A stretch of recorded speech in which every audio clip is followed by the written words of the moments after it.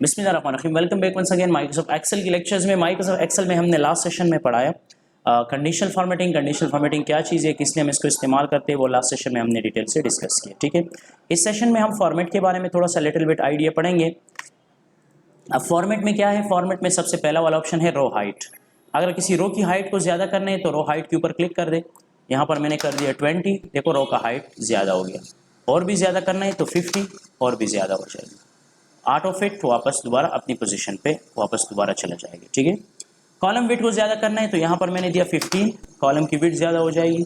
Auto fit column width normal automatically ये set हो जाएगा। ठीक है, इसके अलावा अगर पूरी शीट की कॉलम्स को क्या करना है, कम या ज़्यादा करना है, इसमें हम एक अटेंडेंस शीट बना सकते हैं। सिर्फ फॉर एग्जांपल मैं डिफ़ॉल्ट विड्थ पे क्लिक करता हूँ, यहाँ पर मैंने दिया 1.5।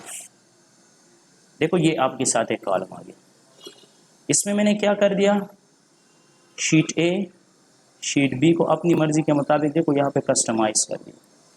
यहाँ पे लिख दिया नेम, फादर नेम, क्लास, यहाँ पे 1, यहाँ पे 2, इन दोनों को सेलेक्ट कर दे और आप यहाँ पर इसको 30 तक ले जाए, 31। ठीक है, कंप्लीट शीट को सेलेक्ट करके इसको एडजस्ट कर दें। इसकी विड्थ को आप अपनी मर्जी के मुताबिक सेट कर दें। ठीक है, और इसको कंप्लीटली सेलेक्ट करें 30 के साथ। देखो 31 के साथ कंप्लीटली सेलेक्ट ऑल बॉर्डर। इसको कंप्लीट सेलेक्ट करके इसको colour effect bold align centre. देखो ये मेरे साथ बन गया एक सिंपल अटेंडेंस शीट। ये हमारे साथ एक अटेंडेंस शीट रिकॉर्ड जो है वो तैयार हो गया। ठीक है, तो इसी तरह हम फॉर्मेट में जाके डिफ़ॉल्ट विड्थ की मदद से हम कंप्लीटली क्या कर सकते हैं, कंप्लीट शीट का जो है वो सेल और रो और वो सेटिंग जो है वो कर सकते हैं। ठीक है, इसमें हाइड और अनहाइड रो, मैं चाहता हूँ ये 3 कॉलम्स यानी नेम, फादर नेम और क्लास मुझे हाइड करना है, तो हाइट में आऊँगा, हाइड कॉलम्स, देखो ये कॉलम्स हाइड हो जाएंगे। दोबारा चाहिए तो फॉर्मेट में जाके यहाँ पर क्या कर सकते हो, अनहाइड कॉलम्स, दोबारा जो है वो इसको अनहाइड कर सकते हो। इन 3-4 कॉलम रो को मैंने सेलेक्ट कर दिया, इसको हाइड करना है तो यहाँ पर हाइड रो कर सकता हूँ, और इसके बाद अगर अनहाइड चाहिए तो यहाँ से आप इसको अनहाइड रो कर सकते हो। पूरी शीट को हाइड करना है तो यहाँ से कंप्लीट शीट को हाइड कर सकते हो। दोबारा चाहिए तो फिर आप यहाँ से इसको अनहाइड शीट करके दोबारा इसको अनहाइड कर सकते हो। यानी आप यहाँ से हाइड और अनहाइड के ऑप्शन को इस्तेमाल कर सकते हो। इसके अलावा अगर आपको शीट को रीनेम करना है, मैं कहता हूँ फॉर्मेट, यहाँ पर क्या है, फॉर्मेट रीनेम, फॉर्मेट शीट। ठीक है, यहाँ से मैंने इसको रीनेम कर दिया। इसके अलावा मूव एंड कॉपी, मैं इसको मूव कर सकता हूँ किसी पोजीशन में। फॉर एग्जांपल अगर मुझे मूव एंड चाहिए या मुझे होम टैब या इस डेटा सीरीज वहाँ पे मूव करना है, बिगिनिंग में मूव करना है, मूव कर सकता हूँ। इस तरह ओके बटन पे क्लिक करूँगा, देखो ये सबसे बिगिनिंग में चला जाएगा। अगर मुझे मूव करना है एंड तो ये सबसे लास्ट पे आ जाएगा। अगर इसे एक कॉपी निकालना है तो यहाँ पर क्रिएट अ कॉपी और फॉर्मेट शीट। ओके, देखो ये फॉर्मेट शीट का कॉपी आ गया। डिलीट, राइट क्लिक, इसको डिलीट कर सकते हो। यहाँ से आप फॉर्मेटिंग में ये चीज़ कर सकते हो। इसके अलावा शीट को आप कलर दे सकते हो। इस तरह फॉर्मेट शीट है, इसको मैंने कलर दे दिया फॉर एग्जांपल ये रेड वाला कलर। देखो यहाँ मैं रेड कलर जो है इस शीट को यानी शीट टैब को जो है यहाँ पे दे सकता हूँ। ठीक है, इसके अलावा नेक्स्ट वन है प्रोटेक्ट शीट, यानी अपनी शीट को लॉक कर सकते हैं ताकि कोई भी बंदा इसमें कोई डेटा एंटर ना करे। तो प्रोटेक्ट शीट, यहाँ पे मैंने एंट्री कर दिया खान, यहाँ पे एंटर कर दिया खान। अब अगर कोई बंदा इसमें चेंजिंग करेगा तो चेंजिंग नहीं कर सकते। देखो यहाँ पे चेंजिंग नहीं कर सकते। अगर दोबारा अनप्रोटेक्ट करना है तो यहाँ से दोबारा उसको अनप्रोटेक्ट कर सकते हो। अब देखो इसमें एंट्री होगा तो आप यहाँ पे एंट्री कर सकते हो, प्रॉपर तरतीब से इसमें एंट्री वगैरह कर सकते हो। इसके अलावा नेक्स्ट वन है लॉक सेल। लॉक सेल का मतलब मैं चाहता हूँ कि जो मेरा ये शीट है इसमें सिर्फ एंट्री ना हो, बाकी सारे में एंट्री हो।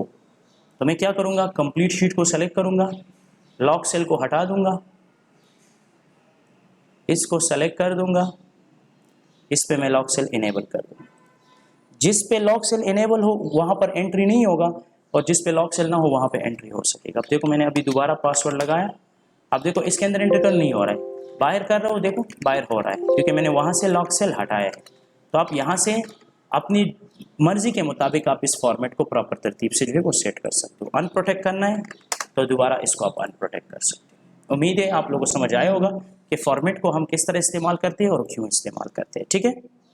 अच्छा, नेक्स्ट वन हमारे पास है एडिटिंग ग्रुप में। एडिटिंग ग्रुप में हमारे साथ है क्या चीज़? एडिटिंग ग्रुप में हमारे साथ जो है कुछ बेसिक चीज़ें हैं, कुछ बेसिक इन्फॉर्मेशन है फिलिंग से रिलेटेड, जो ये ऑलरेडी मैं पढ़ा चुका हूँ, ठीक है। यानी नेक्स्ट वन हम शुरू करेंगे एडिटिंग ग्रुप। एडिटिंग ग्रुप में ये है, मैंने यहाँ पे लिखा है फॉर एग्जांपल इन्फोसिस। अब अगर इन्फोसिस को मुझे टॉप पे फिल करना है तो मैं यहाँ से अप की तरफ फिल कर सकता हूँ, बॉटम की तरफ फिल करना है तो मैं डाउन कर सकता हूँ, लेफ्ट की तरफ फिल करना है तो मैं यहाँ पे लेफ्ट कर सकता हूँ, राइट की तरफ फिल करना है तो मैं राइट की तरफ फिल कर सकता हूँ। यहाँ पर वही फिलिंग है जो लास्ट सेशन सीरीज में मैं पढ़ा चुका हूँ, ठीक है।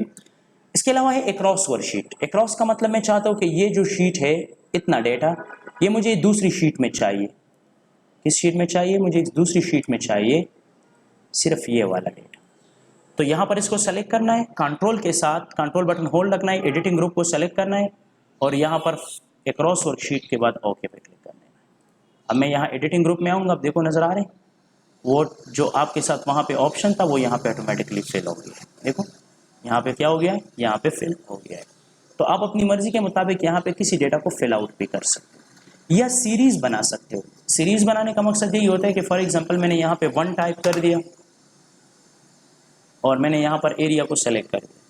मैं यहाँ सीरीज में आऊँगा, सीरीज में यहाँ पे लीनियर तो लीनियर नॉर्मल 1 2 3 आएगा, ठीक है। अगर मैं यहाँ पर 1 को सेलेक्ट कर दूंगा और फिर सीरीज में आऊँगा, यहाँ पर मैं ग्रोथ सेलेक्ट करूँगा और वैल्यू को मैंने 2 दे दिया तो फिर ये 2 का इस तरह एक लिस्ट बन जाएगा। अगर मैंने यहाँ पे एक डेट को एंटर कर दिया और डेट को मुझे फिल करना है तो वही सारा प्रोसेस है। यहाँ से मैं date, week, day, month, year वगैरह वगैरह को यहाँ से सेलेक्ट कर सकता हूँ, प्रॉपर तरतीब से इसको एडजस्ट कर सकता हूँ।